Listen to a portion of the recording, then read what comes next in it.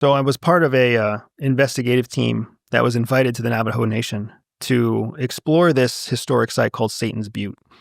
And there were no Navajo that were willing to guide our team to the top of Satan's Butte to carry out our investigation, to measure our different energy readings, to assess the energetics of the region, which is really what our investigation was into, was the energetics. What can we measure about Satan's Butte as a strange site of significance for spiritual and electromagnetic reasons?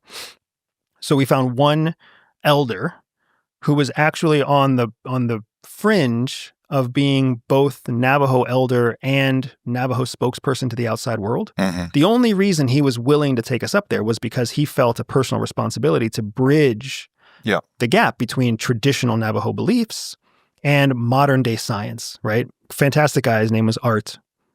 Wonderful guy. So Art escorts me, just the two of us, up to the top of Satan's Butte.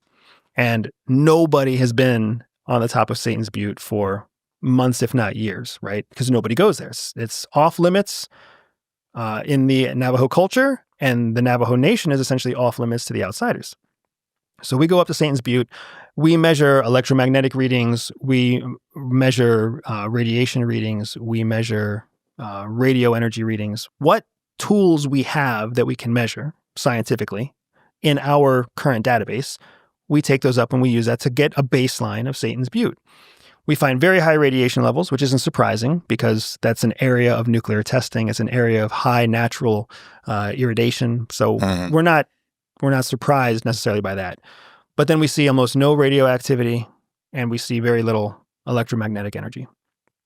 Well, then I go back with Art to collect the rest of the team. The rest of the team is two more historic kind of experiencers who have seen scary stuff at Satan's Butte, plus my team, plus all of our like scientific support team, all of our camera people, our audio people, our people who are there to help us record the whole event, right?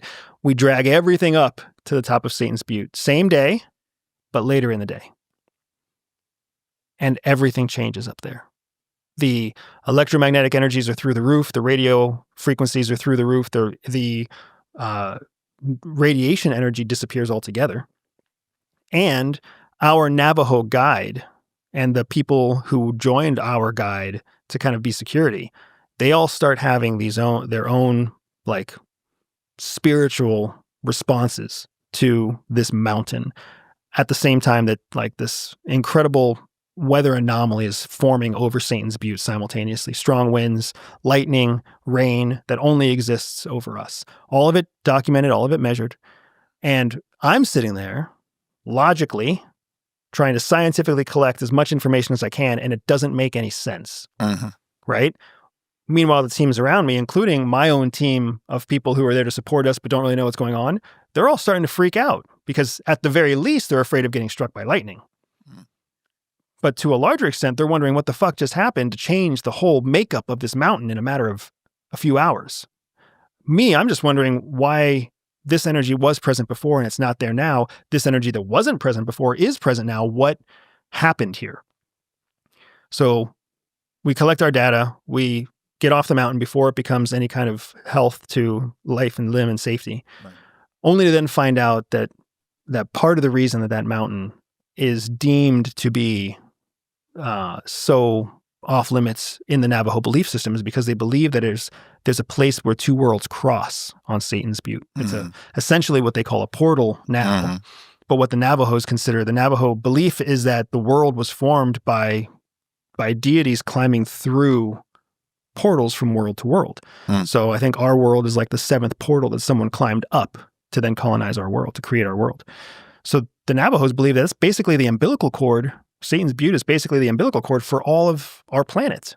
It's like the birthplace where somebody came out and where evil entities can still come out. I had never heard of anything like that before. I had never experienced anything like that. I never looked through the optic of that before. But then when I reviewed our data, it looked like what our data was doing was echoing at different frequencies, which would align with this idea of having different levels of existence in that moment. It's hard to even say it out loud, because it sounds ludicrous. The only reason I'm comfortable saying it at all is because other investigators besides me have looked at the same data, rewatched the same footage, and come to the same conclusion where they're like, it looks like it's almost like a weak spot in the fabric of time and space that further lends credibility to the idea that we're all just transient, that energy itself that creates and forms into solid matter, that creates and forms into different personalities, different thoughts, that the actual electromagnetic energy in our brains, when we sit next to each other, that energy transfer between us can literally change the atmosphere and the environment that we're in. That was the conclusion that we came to on Satan's Butte.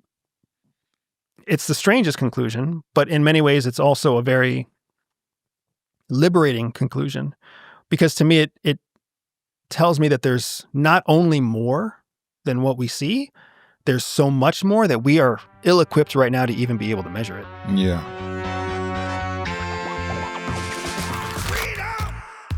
So fresh on me. Freedom.